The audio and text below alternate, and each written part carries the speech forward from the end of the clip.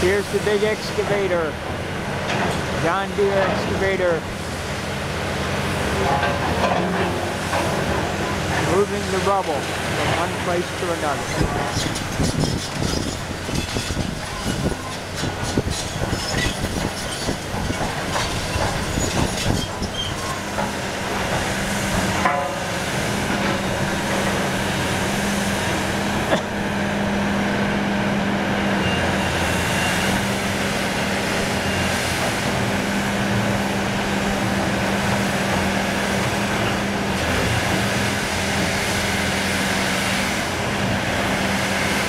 Instead of putting 2,000 men to work with picking shovels, we now do it with one big machine and three men.